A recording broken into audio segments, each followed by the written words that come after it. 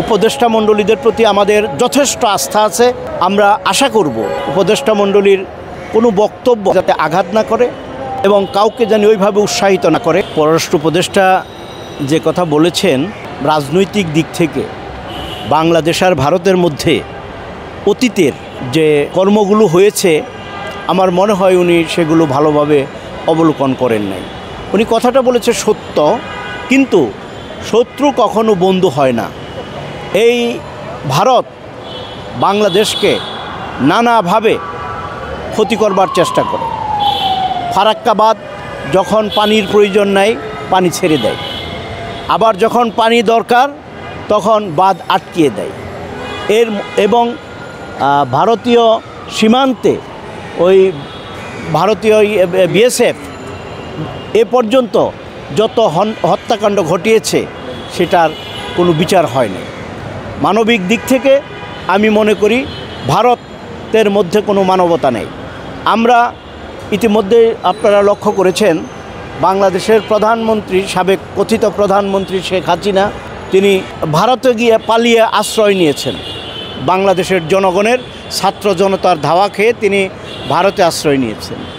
তিনি ভারতে আশ্রয় নেবার পরে আমরা লক্ষ্য করছি যে ভারত আরও বেপরোয়া হয়ে গেছে।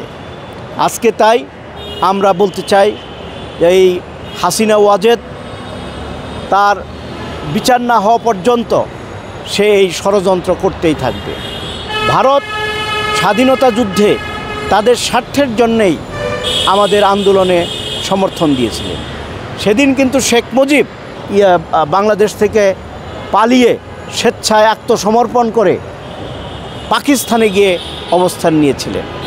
বাপ পাকিস্তানের প্রতি দুর্বল, আর সে কারণেই তাকে বঙ্গবন্ধু না বলে বলতে হবে পাক বন্ধু। শেখ হাসিনা ভারতের প্রতি দুর্বল, তাই তাকে বাংলাদেশের রত্ন না বলে তাকে বলতে হবে ভারত রত্ন। সরকার প্রধান প্রথমেই যে একটি কথা বলেছিলেন ভারতের 7 সিস্টার নিয়ে, আমার মনে হয় তাতে করে ওদের হৃৎপিণ্ডে কাঁপন ধরেছে।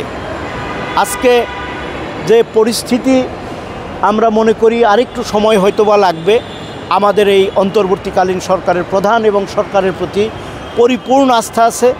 আমাদের দলীয় নেতা নেতৃবৃন্দ এই আস্থার কথা ইতিমধ্যেই প্রকাশ করেছে।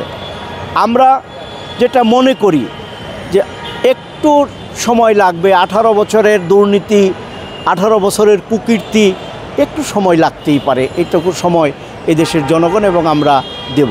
তবে আমরা খুব তাড়াতাড়ি রাজনৈতিক সরকার চাই, কারণ এদেশের মানুষ আন্দোলন করেছে তার ভোটের অধিকার প্রতিষ্ঠার জন্য।